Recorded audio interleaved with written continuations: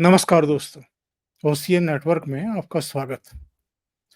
एक ऐसा शंकराचार्य जिसको ना अपनी पीठ की गरिमा का कोई ख़याल, ना पद का, आचरण ऐसा, आए दिन किसी न किसी विवाद में फँसे रहना, राजनीतिक बयानबाजी करना, किसी की शादी समारोह में पहुँच जाना, किसी के घर पहुँच जाना और फिर राजनीतिक बयानबाजी दाग देना, विश्वासघात हुआ साहब उस आदमी के साथ।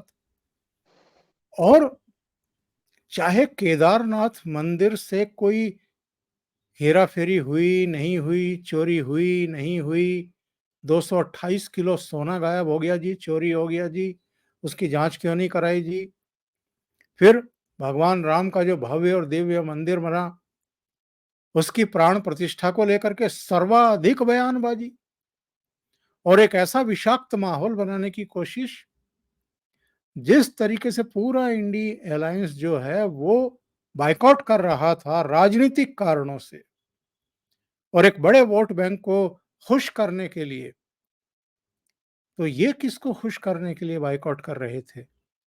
और इन्होंने अपने लपेटे में बाकी के शंकराचार्यों को भी ले लिया। यानी जो रोग इनको लगा हुआ है, उसकी चपेट में कुछ और शंकराचार्य भी आ गए। तो आज हम ये पड़ताल करेंगे कि इनको बीमारी क्या है और क्या शंकराचार्य जैसा इनका आचरण है? एक मर्यादा होनी चाहिए, गरिमा होनी चाहिए। उन सारी सीमाओं को लांघ करके जिस तरह की ये बातें करते हैं और जिस तरह की बहसबाजी शुरू कर देते हैं मीडिया के साथ भी, आपने इनके अलावा किसी और शंकराचार्य को इस तरह का आचरण करते हुए देखा है? हालांकि इनके पूर्ववर्ती स्वरूपानंद सरस्वती भी घोषित रूप से कांग्रेसी माने जाते थे, लेकिन उस तरह की बयानबाजी कभी उनकी तरफ से भी देखने सुनने को नहीं मिली है। मैं तो व्यक्तिगत रूप से भी स्वरूपानंद सरस्वती से मेरठ में मिला था। उनका झुकाव था, लेकिन इस तरह की कटु बयानबाजी, तो बड़े सवाल हैं। इन सवालों के जवाब तलाश करने के लिए आज सीधे चलते हैं, अनुपम मिश्रा जी के साथ जुड़ते हैं और उन्हीं से जानते हैं साहब। अनुपम जी, बहुत स्वागत है आपका। नमस्कार। थोड़ा-सा इन नमस्कार सर। शंकराचार्य जी पर पहले तो रोशनी डालिए साहब और उसके बाद इनकी जो बयानबाजी है, उस पर हम एक-एक करके चर्चा करेंगे। देखिए, अभिमुक्तेश्वरानंद पे बहुत ढेर सारी बातें हो सकती हैं। हम उनकी सबसे लेटेस्ट बात को लेकर चलें। वो मंदिर में, केदारनाथ मंदिर में सोना चोरी होने के अलावा वो मातोश्री जाते हैं, उद्धव ठाकरे से मुलाकात करते हैं और कहते हैं मेरे दिल को चैन तब तक नहीं आएगा जब तक उद्धव ठाकरे को मैं दोबारा मुख्यमंत्री की कुर्सी पर ना देखूं। मेरा दावा है ओंकार जी, आज तक किसी शंकराचार्य छोड़े, किसी छोटे मोटे धर्माचार्य ने भी ऐसा बयान नहीं दिया। अब इनका सिर्फ इतना बाकी रह गया है कि चुनावी रैली में जाके भाषण दें या फिर ये कांग्रेस का रोड शो निकाले। इसके अलावा सब कर दिया है। कुंभ मेले में मेरी 2 बार स्वरूपानंद सरस्वती महाराज जी से मुलाकात हुई थी। स्वरूपानंद सरस्वती जो इनके गुरु थे, तो मैंने उनको प्रणाम किया 2 बार। एक जमाने में यहाँ मेयर साहब भी थे हमारे साथ प्रयागराज के, और मैंने उनसे कहा कि साहब, मैं आपको नहीं, उस गद्दी को प्रणाम कर रहा हूं जो आदि शंकराचार्य ने बनाई थी। तो खैर उनमें इतना बड़प्पन था कि हंसने लगे। उन्होंने मुझसे नाराजगी व्यक्त नहीं की, प्रसाद दिया और चरणामृत दिया सब। तो बहरहाल, पर मैंने कहा कि साहब इसको अन्यथा ना लें, मैं आपको कांग्रेसी शंकराचार्य मानता हूं। और मेरा अपना है कि अजय, पुरानी बात हो गई सर, तब तक तो नरेंद्र मोदी कहीं दूर दूर तक नहीं थे। मैं आपको 2001 की बात बता रहा हूं। तो मैंने कहा साहब, मैं आपको नहीं, आप उस गद्दी को प्रणाम करता हूं जो आदि शंकराचार्य ने स्थापित की थी। और मेरे लिए वो गद्दी, वो पीठ पूजनीय है। आपको मैं अपना गुरु मानने को तैयार नहीं हूं। तो जब मेरी दोबारा उनसे मुलाकात हुई तो उनको पिछली मुलाकात याद थी, तो उन्होंने कहा गद्दी को प्रणाम कर लीजिए। तो बहरहाल उनके अंदर फिर भी एक बड़प्पन नजर आता था, हालांकि वो खाटी कांग्रेसी एक शंकराचार्य थे। बिल्कुल। जहां तक अभी मुक्तेश्वरानंद की बात है, बहुत ध्यान से सुनिए जो मैं बताने जा रहा हूं कारी, चूंकि ये सब आंखों देखा है मेरा रियल टाइम। स्वामी स्वरूपानंद सरस्वती ने, ठीक है इनके राइट हैंड शिष्य थे, कुछ लोग रिश्तेदारी भी बताते हैं, पर स्वरूपानंद सरस्वती को इस बात का आइडिया था, उन्होंने अपने जीते जी अपना उत्तराधिकारी घोषित नहीं किया। और सामान्य तौर पे सारे शंकराचार्य अपने जीते जी अगला शंकराचार्य ही घोषित नहीं करते हैं, उनका अभिषेक भी कर देते हैं। यहां तो अभिषेक करना तो दूर की बात थी, उन्होंने उत्तराधिकारी ही घोषित नहीं किया। वो तो उनके जाने के बाद तो उनकी विरासत लेके, तो बिल लेके, तमाम तरह के उससे ये शंकराचार्य बन गए, मुकदमा हो गया। आज भी तमाम लोग इनको मानते हैं तो तमाम लोग नहीं मानते हैं। एक अलग ही वो है, मतलब अखिलेश यादव को लेके इनका बयान आया था 2015 में, जब ये शंकराचार्य नहीं थे, तो वाराणसी में धरने पे बैठे थे गणेश विसर्जन की लेकर, तो पुलिस ने बड़ा जबरदस्त लाठीचार्ज किया था। उसमें भी मेरी इनसे शिकायत थी कि साहब इन्होंने बच्चों को आगे कर दिया, इन्होंने गुरुकुल के बच्चों को आगे कर दिया, बच्चों की बड़ी पिटाई हुई। और उसके बाद जब अखिलेश यादव ने इनसे माफी मांगी तो उन्होंने कहा कि साहब अखिलेश शरणागत हो गए, तो अब तो उनको माफ करने के अलावा मेरे पास कोई चारा ही नहीं, तो लाठी खा के भी अखिलेश को माफ कर दिया। राहुल गांधी को हिंदुत्व का सर्टिफिकेट दे दिया, उद्धव ठाकरे को अगला मुख्यमंत्री बता दिया। और इसके पहले मैंने शंकराचार्यों को उद्योगपतियों की शादी में भी जाते नहीं देखा। हाँ, मतलब ये तो अद्भुत एक घटना हो गई कि और आप चले जा रहे हैं। आप जाएं साहब शंकराचार्य के पास, अगर वो आपको प्रसाद भी देते हैं तो ऐसे करके देते हैं, मतलब वो आपको टच नहीं करते। तो यहाँ तो इन्होंने सारी, जिसे कहना चाहिए कि सारी परंपराएं तोड़ दी और सब कुछ तोड़ दिया। तो मेरा अपना मानना है कि हो गया, मेरा अपना मानना है कि अभी मुक्तेश्वरानंद जी किसी भी तरह एक शंकराचार्य की गरिमा के अनुकूल बर्ताव व्यवहार नहीं कर रहे हैं।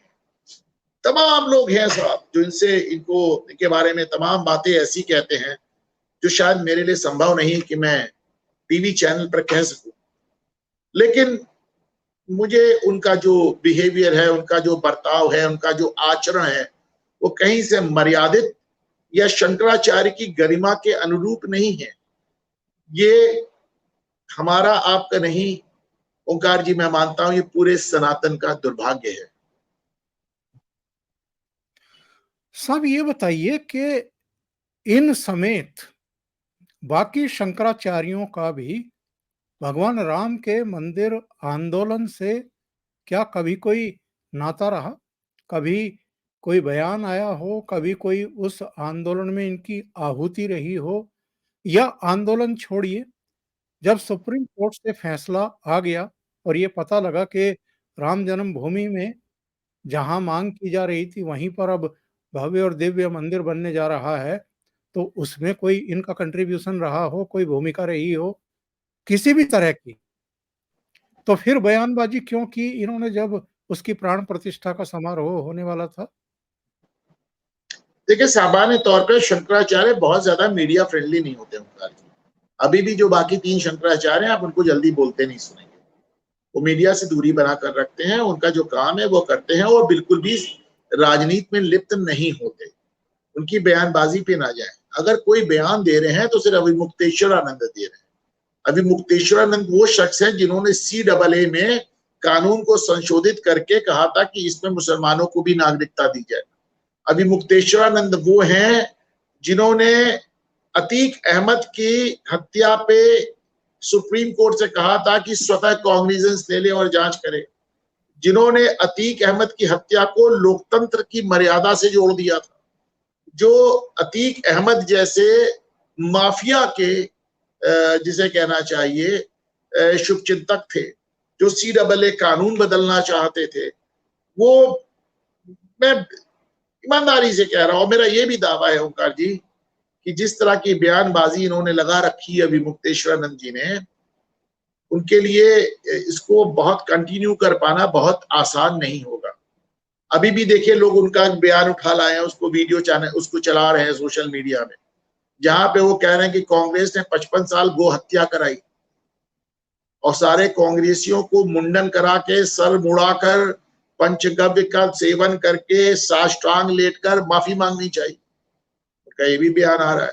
तो अभिमुक्तेश्वरानंद जी का बहुत ज्यादा, मैं आपको कैसे बताऊं कि स्वयं कांग्रेसी धर्माचार्य, कांग्रेसी शंकराचार्य कहलाने वाले स्वामी स्वरूपानंद सरस्वती, जिनके ये शिष्य हैं, जिनकी इन्होंने गद्दी संभाली है, वो स्वयं भी इन पर भरोसा नहीं करते और इनके तमाम प्रयासों के बावजूद स्वरूपानंद सरस्वती ने अपने जीते जी इनको अपना उत्तराधिकारी बनाने से इनकार कर दिया।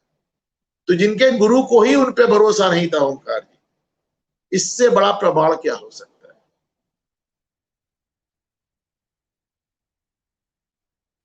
क्या आपको नहीं लगता कि उद्धव ठाकरे के घर जाकर के इन्होंने अपनी दो कौड़ी की कर ली है? और लोग अब सवाल खड़े कर रहे हैं कि जब पालघर में 2 निर्दोष साधु संतों की लिंचिंग कर दी गई थी, उनके ड्राइवर की हत्या कर दी गई थी, तब भी इन्होंने कोई बयान नहीं दिया था और अब ये उद्धव ठाकरे की वकालत कर रहे हैं, बल्कि लोग तो इसे सवाल सब उठा उद्धव रहे ठाकरे हैं। से ना जोड़ें, इसको ये देखें कि पालघर की लिंचिंग में साधुओं की हत्याओं में खामोश थे और अतीक अहमद की हत्या पे ये सुप्रीम कोर्ट से जुडिशियल इंटरवेंशन चाह रहे हैं। ये आपको एक दो विपरीत ध्रुव नजर आएंगे कि पालघर में साधुओं की लिंचिंग, उनकी हत्या पर खामोश रहने वाले शख्स अतीक अहमद को न्याय दिलाने निकले थे। मेरे ख्याल से इससे ज्यादा इनके चरित्र की मीमांसा नहीं हो सकती। और इनको ये सूचना कहां से मिल गई कि साहब केदारनाथ मंदिर से 228 किलो सोना चोरी हो गया और सरकार जांच नहीं करा रही, सब चुप्पी साधे बैठे हैं?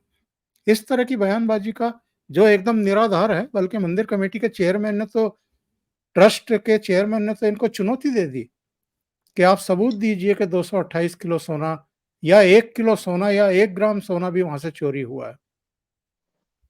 ऐसा ये इनका नया आरोप नहीं है, पहले भी आरोप लगा चुके हैं।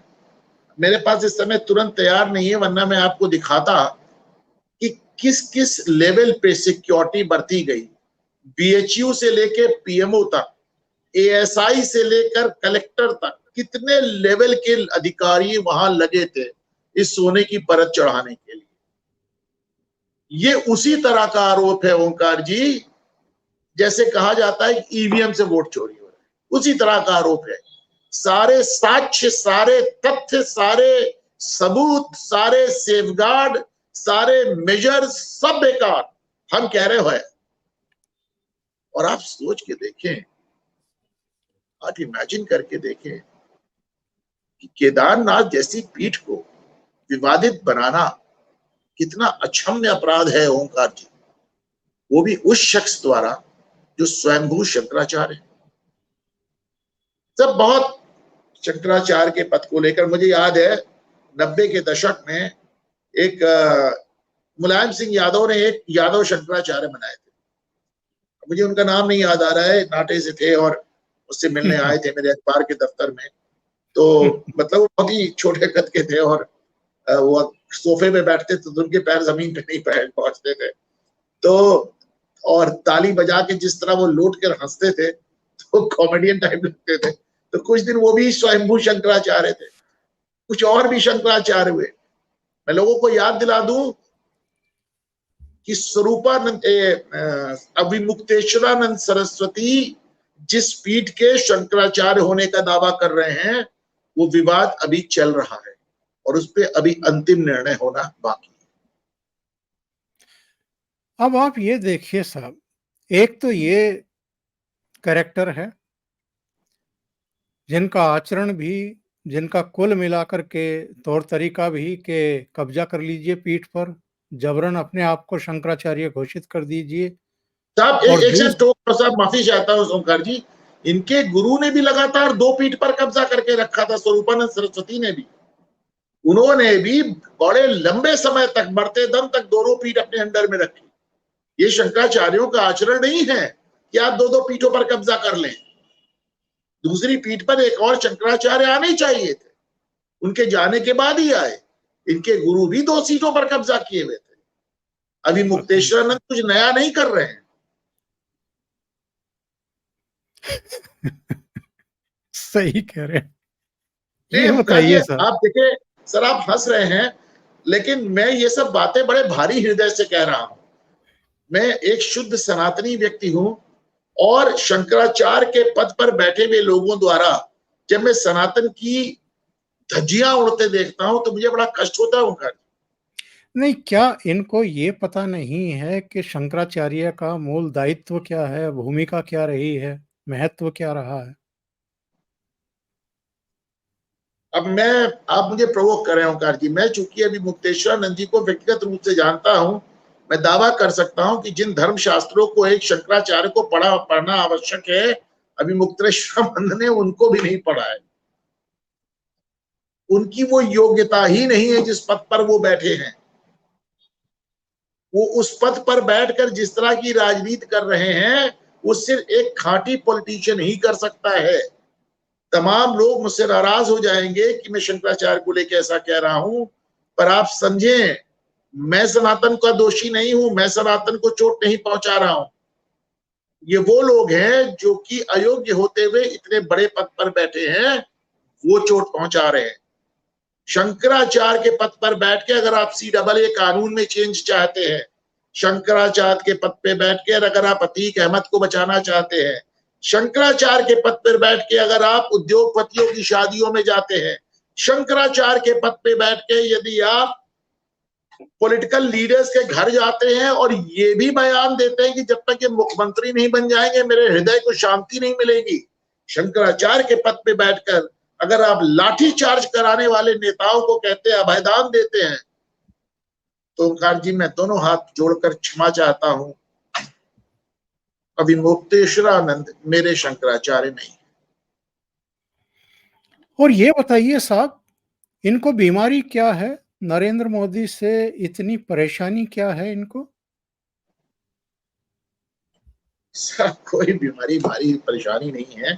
इन्होंने सब एक जमाने से एक पॉलिटिकल साइड ले रखा। देखिए, इसको समझिए, स्वरूपानंद सरस्वती जिस जमाने में कांग्रेसी शंकराचार्य कहलाते थे, उस समय भाजपा थी नहीं, उस समय भाजपा थी ही नहीं, और वो पूरी तरह कांग्रेस से जुड़े हुए थे। ये उनके शिष्य थे जमाने से, तो ये भी जाहिर है जुड़ गए। अब आपके चैनल में कोई आपका कोई सहयोगी हो तो वो उन्हीं लोगों से जुड़ जाएगा जिनसे आप जुड़े हुए, तो वे उनसे जुड़ गए। और एक घटना अवश्य ऐसी हुई जिसकी वजह से इनको बहुत नाराजगी है। इनको लगता है कि राम मंदिर प्राण प्रतिष्ठा समारोह में शंकराचार्यों को वो स्थान नहीं मिला जो मिलना चाहिए। इसमें क्या सच्चाई है? क्या देखिए, सबके सच्चाई पैर नहीं, पकड़ने क्या सबके पैर पकड़ने जाते नरेंद्र मोदी व्यक्तिगत रूप से के साथ चलिए, आप लोग वहां आशीर्वाद देने के लिए उपस्थित रहिए? नहीं। देखिए ओंकार जी, इस पे पहले भी बात हो चुकी है। मुझे लगता है कि शायद मेरे मत से आप सहमत नहीं है सर, लेकिन मेरा अपना मत ये है कि राम मंदिर जैसे मंदिर की प्राण प्रतिष्ठा समारोह एक पॉलिटिकल आदमी के हाथ ना होकर धर्माचार्यों के हाथ ही होनी चाहिए थी। ये मेरा अपना निजी मत है। वो अलग बात है कि इन धर्माचार्यों के पद पर जो लोग बैठे हुए हैं वो खुद ही इतने राजनीतिक हो चुके हैं कि उनमें और किसी एक खाटी पॉलिटिशियन में बहुत फर्क नहीं पड़ा है। लेकिन मेरा अपना अभी भी मानना है कि इस तरह के समारोहों को देखिए, जिसका जिसका जो काम है, आप या तो व्यवस्था को ही भंग कर दीजिए, आप कह दीजिए इस व्यवस्था को हम नहीं मानते, लेकिन अगर व्यवस्था है और अगर उस व्यवस्था के तहत आप कोई जैसे मेरा हमेशा पहले दिन से मानना है कि 1920 के दशक से लेकर आज 100 साल से ज्यादा हो गया, हमारे मंदिर सरकार चला रही, उनको हक नहीं है, उन्हें हक नहीं है। जब आप मस्जिद आजाद कर सकते हो, गुरुद्वारा आजाद कर सकते हो, चर्च आजाद कर सकते हो, तो हिंदू मंदिरों पर कब्जा करने का आपका हक नहीं है, नहीं है, नहीं है। भारतीय जनता पार्टी और प्रधानमंत्री नरेंद्र मोदी ने सत्ता में आने से पहले वादा किया था कि साहब वो हमारे हिंदू मंदिरों को आजाद करेंगे। वो अभी तक 10 साल के बाद भी नहीं हुआ। मुझे इसका बहुत अफसोस है कि जिसने भी काम किया ये गलत किया। हमारे जो मंदिर हुआ करते थे वो सिर्फ धर्म की नहीं, वो हमारे कल्चर, वो हमारी सभ्यता के सेंटर हुआ करते थे। साहब एक जमाने में इन मंदिरों से राजाओं को लोन दिया जाता था युद्ध लड़ने के लिए।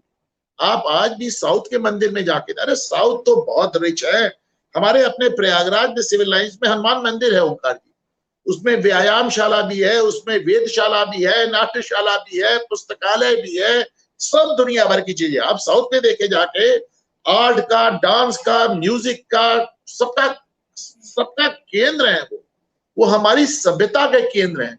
सरकार के उनके ऊपर कब्जा रखना कोई सेंस नहीं है। मेरा अपना मानना है, ये मेरा अपना निजी मत हो सकता है, लोग इससे डिसएग्री कर सकते हैं। इसी प्रकार मेरा अपना निजी मत ये भी है कि मोदी साहब ने अपने को ब्रांड बनाया। ब्रांड बनाना जरूरी होता है क्योंकि उनके चेहरे पे चुनाव होता है, तो जाहिर सी बात है एक पॉलिटिशियन है वो अपने को ब्रांड बनाते हैं। लेकिन इसके बाद भी मेरा मानना है कि धार्मिक कार्यों को आपको जो बेहतर धर्माचार्य लगे उसके ऊपर छोड़ दें। नहीं कहता हूं मुक्तेश्वरानंद को बुलाइए, नहीं कहता हूं स्वरूपानंद सरस्वती को बुलाइए, आप कांची से बुला लीजिए, आप पूरी जहां से आपकी इच्छा हो बुला लीजिए। लेकिन मेरा अपना मानना है कि हाँ कुछ काम है जो किसी के लिए बने हैं। जैसे मैंने एक ट्वीट किया है साहब, मैंने एक ट्वीट किया है, उसमें अभी मुक्तेश्वरानंद ये बयान दे रहे हैं कि पॉलिटिकल लोग अगर धर्म में घालमेल करेंगे तो फिर मुझे राजनीति करने से कैसे रोका जाएगा।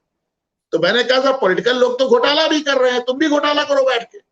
ये कौन सी बात हुई? एकदम बेसिर पैर की बात है कि अगर पॉलिटिकल लोग धर्म की राजनीति करेंगे मैं तो राजनीति का धर्म निभाऊंगा। उनको कोई हक नहीं है राजनीति में आने, कोई भी हक नहीं। जिसका जो काम है ओंकार जी वही करे।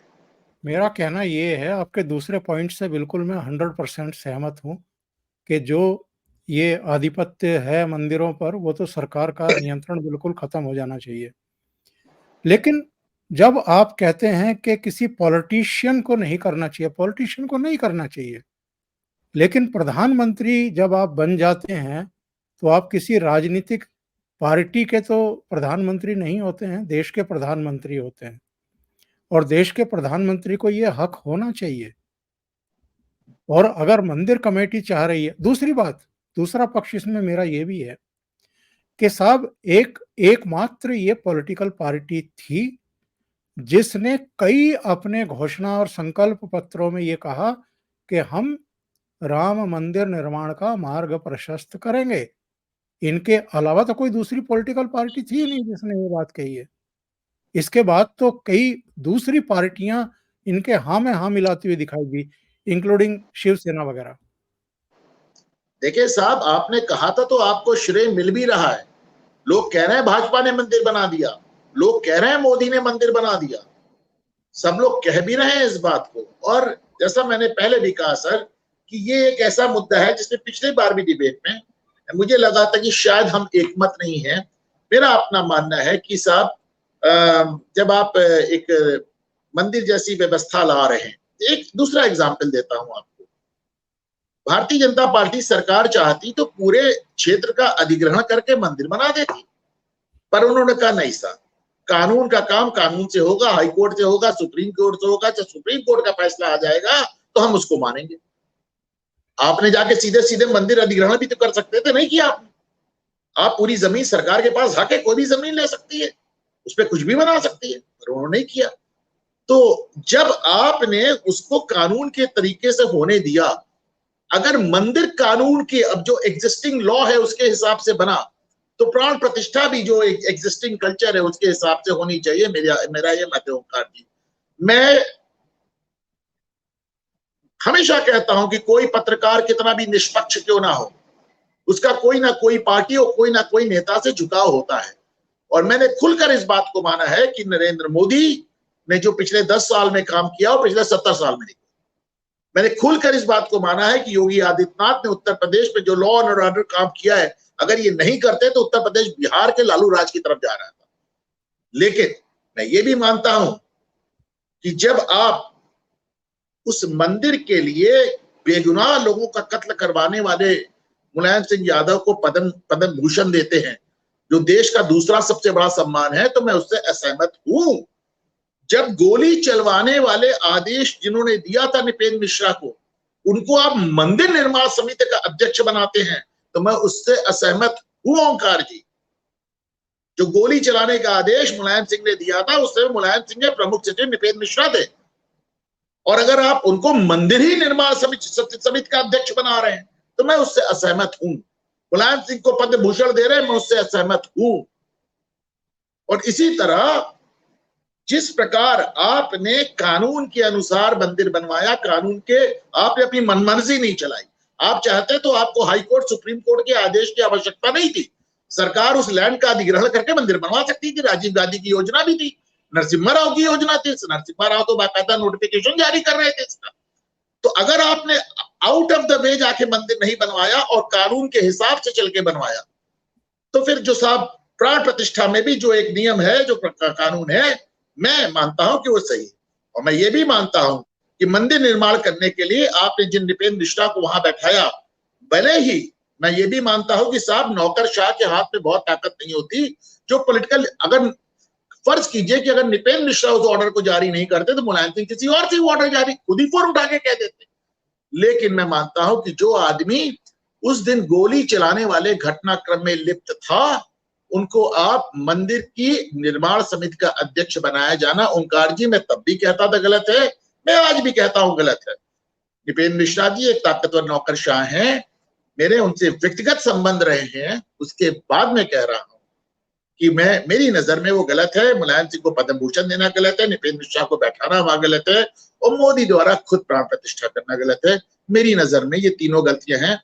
और आप हमसे सीनियर हैं ओंकार जी, मैं आपकी बात को मानता हूं, लेकिन मैं इस चीज पर आपसे क्षमा चाहूंगा। नहीं, आपका अपना पक्ष है और उसका सम्मान किया जाना चाहिए। मेरा केवल पॉइंट ये है कि जितने ये आजकल शंकराचार्य, धर्माचार्य हैं, अलग-अलग धर्मों के भी जो प्रमुख बने हुए हैं, वो किस-किस तरह के विवादों में घिरे हुए हैं, किस-किस तरह की कंट्रोवर्सी इनके आगे-पीछे चलती रहती है।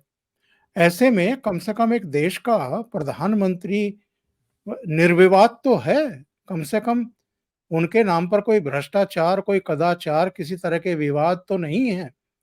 तो मैं इसलिए ये बात कह रहा हूँ। जहां तक विवादों की बात है, मैं आज आपसे चैनल पे वादा कर रहा हूं, तमाम चीजें अभी मुक्तेश्वरानंद को लेकर ऐसी हैं जिनके मेरे पास ऐसे सबूत नहीं है कि मैं चैनल पे दावा कर सकूं। लेकिन मैं बहुत जल्दी इन पे काम करूंगा और मैं दिखाऊंगा कि किस तरह के व्यक्ति इस समय इस गद्दी पे को सुशोभित कर रहे हैं। और एक ये भी विषय, चलिए इस पर भी एक चर्चा कर लेते हैं कि साहब, देश का चुना हुआ प्रधानमंत्री ऊपर है या अलग-अलग धर्मों के आचार्य ऊपर हैं? ये धर्माचार्य, ये शंकराचार्य भी देश की व्यवस्था के तहत आते हैं या इन व्यवस्थाओं से ऊपर हैं? मेरा तो इस पे बड़ा स्पष्ट मत है। हर आदमी का अपना काम है। जिस तरह मैं अभी मुक्तेश्वरानंद की घोर निंदा कर रहा हूं कि वो राजनीति में दखल दे रहे हैं, उनका कोई काम नहीं, उसी तरह मैं इस बात से भी असहमत हूं कि किसी मंदिर की प्राण प्रतिष्ठा करना प्रधानमंत्री का ना दायित्व है ना अधिकार। मैं मानता हूं कि वो काम जिसका है वो करे, वो काम जिसका है वो करे। यदि मैं अभी मुक्तेश्वरानंद के से असहमत हूं कि आप राजनीति में दखल क्यों दे रहे हैं, तो मैं मोदी साहब से भी असहमत। और मोदी जी के उस आचरण और उस व्यवहार पर क्या कहेंगे? इसके बावजूद कि नरेंद्र मोदी अच्छे तरीके से जानते हैं कि ये शंकराचार्य महोदय, तथाकथित शंकराचार्य महोदय, लगातार उनके खिलाफ जो है मोर्चा खोले हुए हैं। इसके बावजूद मुकेश अंबानी ने उनको बुलाया, वहां बैठाया, और जब दोनों बच्चों को आशीर्वाद देने के बाद प्रधानमंत्री गुजर रहे थे, उनकी नजर इनके ऊपर पड़ी, तो जाकर के इनका भी सम्मान किया, इनके भी पैर छुए उन्होंने। नहीं, मेरा मानना है कि प्रधानमंत्री नरेंद्र मोदी ने अभिमुक्तेश्वरानंद जी को प्रणाम नहीं किया है। जैसे मैं अपने लिए कहता हूं, उन्होंने उस गद्दी को प्रणाम किया है जो आदि शंकराचार्य की थी। मैं फिर से उन लोगों से क्षमा मांग के कहता हूं जिनकी भावनाएं आहत हो रही हों, परंतु मेरा मानना है कि अभिमुक्तेश्वरानंद जी उस गद्दी पे बैठने के योग्य नहीं। बहुत बहुत धन्यवाद अनुपम जी, बहुत ही सार्थक चर्चा, और बहुत सारे बिंदुओं पर हम लोगों ने आज चर्चा की है। दर्शकों को भी कुछ ना कुछ रास्ता जरूर दिखाई दिया होगा। बहुत बहुत धन्यवाद आपका। Thank you. नमस्कार।